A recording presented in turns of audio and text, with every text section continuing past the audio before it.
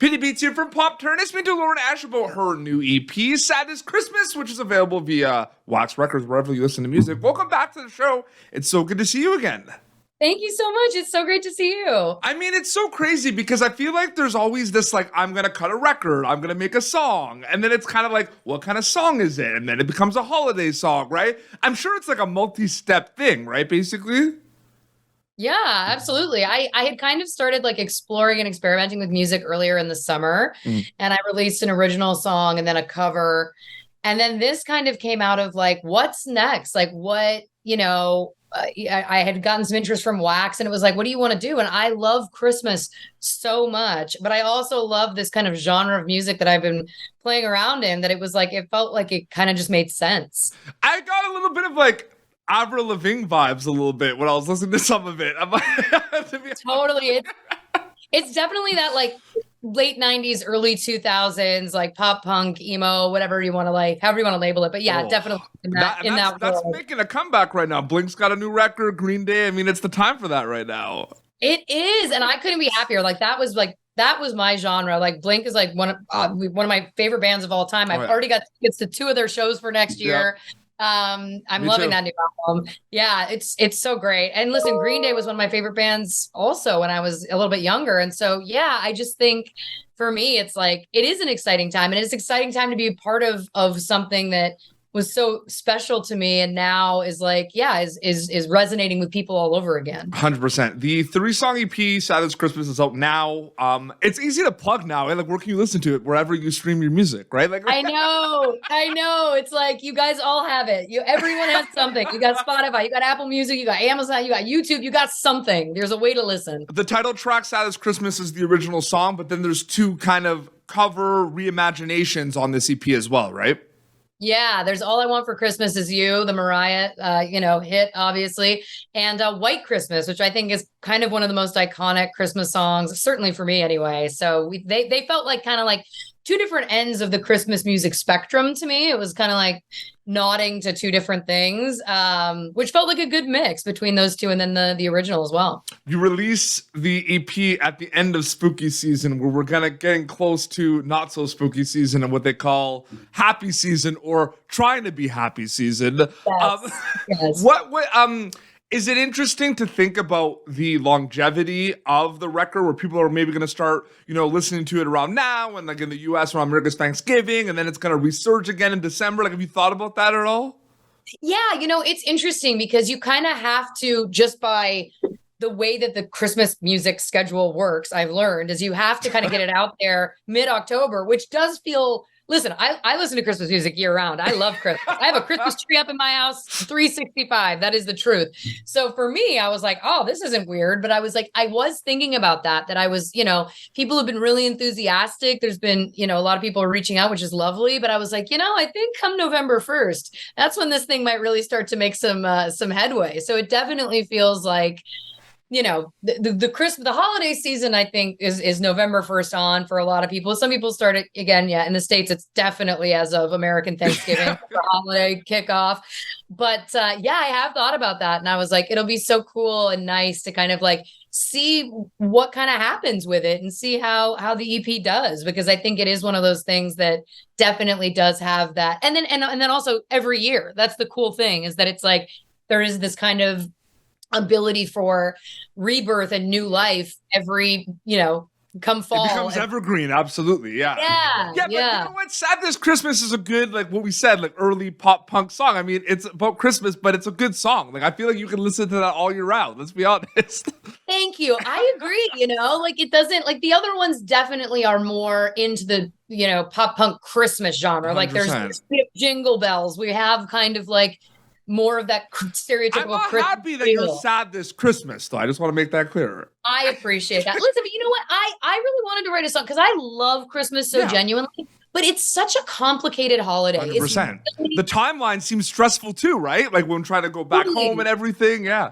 Yeah. And I think for a lot of people, I think Christmas can be more difficult emotionally for people than even like Valentine's Day, right? Yeah. Valentine's Day is one day. We don't typically have like Valentine's season, right? But it's like the holiday season. Yeah. the holiday season, if it's a tough time or you're going through something, it's kind of unrelenting. And so I kind of wanted to I wanted to write a song that kind of spoke to that it was like, even if you love the holiday, even if it's something you look forward to, it's nuanced. It can still feel sad, and that's okay. And it's okay kind of for both things to exist at once. You're doing a lot of kind of self-reflection, and that was kind of my next question as well, right? Because during the pandemic, I feel like self-reflection was everywhere because everyone was home thinking about everything. And I feel like the holiday season is that, right? Where you feel like it's a break, but then you're on break and you think about all these things. You know what I mean? If you think about totally. Yeah. it's trippy. It is. And it's also like a marker of time, right? Because it's like, it's something you do every year. If you're a big holiday person, you do every year. So then you kind of have to go like, well, where was I last year at this time? And what was I doing the year before that? And the hope, of course, is that you look at those times and go like, oh, I'm in a better place, but sometimes you're not. So it is kind of like, it does force that reflection, I think. Also, if you're somewhere that the seasons change, then that can also be something. We're at home more. We're trying to keep warm. Like those kinds of themes force you to kind of be introspective, I think. Oh, 100%. And it's so true. You're thinking the way you say it about the holiday season, and it even starts like December 17th, 18th, because then there's Christmas Eve, like 22nd, 23rd, I felt like was always stressful and like a lot going on. And then there's Christmas Eve, and there's Christmas, then Boxing Day, and then it's like between, and then New Year's. It's like I feel like it never ends, basically. It doesn't. I mean, even I feel like come December 1st, also there's like all the holiday parties, whether they're with friends and family or like parties. Yeah, like it becomes this like kind of machine that you like a freight train that you're on that you can't get off of. And it's like, yeah, sometimes you need a break from the holidays. It's like you need after it's over. It's like, gosh, I feel like I need like a week's vacation just to recover from the last month. 100%. Getting back to the EP, I mean, it's released by Wax Records. I told you kind of before we started. I mean, that was a little bit of a take me back moment because that's a record label I worked with a lot when I was a concert promoter. When I was really young when I was doing that. I was like 17, 18, booking shows. Oh my gosh. Yeah, I love that. Alyssa Reed, The Set, who are now Blitz Berlin, who do film scores. Like it was a throwback and everything. So you talked a little bit about Wax Records wanted to do something, but is there any like how did you get in contact with Wax Records specifically? Oh, listen, you know what? The power of social media. Yeah. You know, I'd thrown out the first pitch at a Blue Jays game, and my first single, Now I Know, they played it in the Rogers Center, and I was like, this is the coolest moment of my life. Not only am I throwing out the first pitch, but they're playing my song. And then they actually reached out to me. One of the guys over there reached out to me and was like, hey, do you want to take a meeting? And I was like, heck yeah. Like, why not? Let's do it. So it's been really cool. You know, it's such a testament because I have always played music. I've always written songs since I was like 13. But it's always been something that I did at home as an adult. So when I was a teenager, I was definitely I definitely wanted to be a rock star more than an actor. It didn't really work out that way.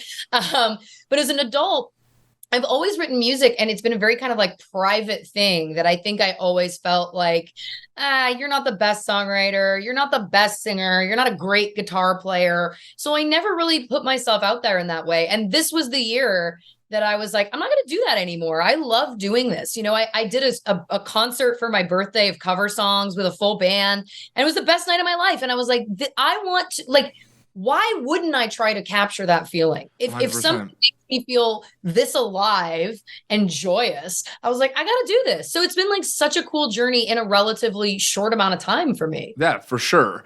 And it's so crazy too, because playing in bands and everything, like PD Beats was like my stage name for I was a drummer and stuff, right? So I remember being in band practice and just we had so many songs banked. We had 40 songs, and half those songs weren't even cohesive. You know what I mean? Right? Yeah. And then we had to be okay, if we're gonna cut an EP or a demo, which ones are we going to do? So that being said, what's the selection process like for you with songs? Because there's one thing to write them and then one thing to decide which ones you're going to record, right? It's a big difference. Totally. When I was first starting, I did this concert with a band that I had hired, and one of the guys was like, "Do you write music?" And I was like, "Yeah, I mean, I don't play it for anybody." He's like, "Well, I'm a producer. Like, come to my studio, play me your songs." And it was honestly like the most nerve-wracking afternoon of my life. I was like, you want me to just play this in front of you? I'm okay. This is terrifying. But I played him, I can't remember, maybe 6 or 7 songs, and we chose one, which was Now I Know, the first single that I released. We chose one. Yeah. And that's kind of how it is, right? Like it is like I mean, I think it depends on the artist, obviously, but it's like you're saying, it's like you can have 40 ideas or songs or pieces, and then you really kind of whittle it down, and you never know when something's going to come back or you're going to pursue it more, etc. But it's funny because we worked on a bunch of music for the EP, but Sad This Christmas was definitely the standout for me. Yeah. And that was one of those kind of cool collaborative experiences where I was working with this amazing writer and producer, Robbie Brett, who co-produced the song along with Matt Snell. But Robbie, I literally, normally when I write music, I write it with on my guitar, but that was one where I literally sent him a voice note, like in the middle of the night, that was like, "Hey, is this something?" And it was just me singing like the first verse and part of chorus. And he was like, "Heck yeah." So we went into to write together, and he was like, "What about this?" And like plays this kind of like riff. And then it just like built from there. And that was such a fulfilling process because it really felt like you're collaborating and creating something. And if you really get into that like pocket, if you've been in a band, when you get into that pocket, like it just feels so cool that then you walk away at the end, there was nothing and then there's something. Like that's such a cool thing. Yeah, it's taking me back to my demo days. Like I remember like just messing around on those really cold December days in Canada and Montreal, Really? and just like recording a demo in my basement.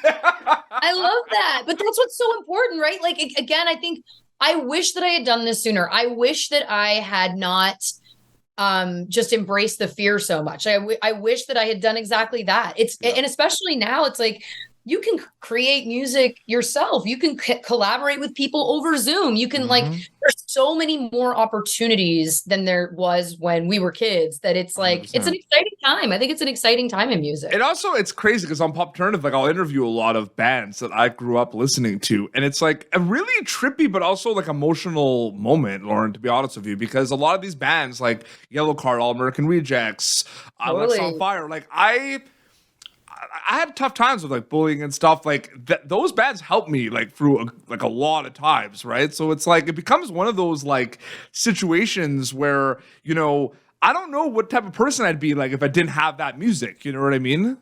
It's so powerful. There are so many times that I feel like in life we rely on the artists, we rely on the musicians and the movies and the TV shows. And it is one of those things that for all of us, I feel like we can all list a time in our life where it was like, wow, like that album really got me through that, or that album really made me feel less crazy or less alone, or like, especially if you grow up in a small town, there's so many people I know that it's like, you can feel quite alone. You can feel quite like weird or different. And I think that's what's so great about music, especially where it's like, I think that musicians, like there's so many musicians that are such weirdos, which is like the most beautiful thing. And it reminds us again that it's like, oh no, sometimes the things that we think about ourselves as being negative are actually the things that we can see are super positive. And so I hear you, like there's definitely for me too, there's some musicians that I've met over the years that I'm like, oh, that person has no idea what impact they had on me. I feel like it's funny you mentioned that too, because when you start telling them, like when I talked to Tyson Ritter from the All American Rejects, he was like, he said, he's heard that here and there and everything, but like he says it's always like surreal to hear that. But they also say that they relate to it because they also had those bands too, right? Of course. So that's always cool too to hear that, like talking to like Wade McNeil from Let's On Fire and saying like for him it was like the Descendants, right? So it's like it always goes back, right? But no, it's the coolest feeling, and music brings everyone together, and it's therapeutic. I'm telling you, you put a record on, and it just everything feels better. Like it really does. It does. And it's interesting too because I come from the comedy world, which is interesting because there is a similar effect at times. But the way I've described it is like, performing live comedy, it's like there's a exchange of energy, but it's like the audience is sitting in the dark. They are laughing at certain moments. It's like there's this kind of distance metaphorically. Yep. But playing live music for me, I'm like, it is the greatest, most joyful experience for me. And I've reflected on that because I'm like, why is it different to you, Lauren? And the answer is that it's like, it's a constant exchange of energy. People are moving and singing with you, and you're both in the music, if that makes any sense. Yep. And so it's this kind of like immediate electric and mutually beneficial. Like you feed off of each other in that. And that's something that I think is so unique and so exciting about performing live music. Totally. And another thing that's exciting is that your EP, Saddest Christmas, is available wherever you listen to music via Wax Records, which is awesome. Lauren, so great catching up with you. Thank you so much for coming back on the show. Thank you so much for having me. It's such a pleasure. Yeah, absolutely. Yeah. So wherever you listen to music, they can check the 3-song EP, perfect for the holidays. And your Instagram account is it just your name, Lauren Ash? It's Lauren Elizabeth Ash. And there's content on there, right? Tons. That was so good. Tons. Awesome. Done. Well, this has been Popturnity, youtube.com/Popturn for previous episodes. Lauren Ash's EP, Saddest Christmas. The 3-song EP is available wherever you listen to music via Wax Records. Until next time, it's Lauren Ash and Peter Beats signing off. Thank you for tuning in to Popturnative. Make sure to check out our past episodes of Popturnative on YouTube. This has been an Autograph Communications production.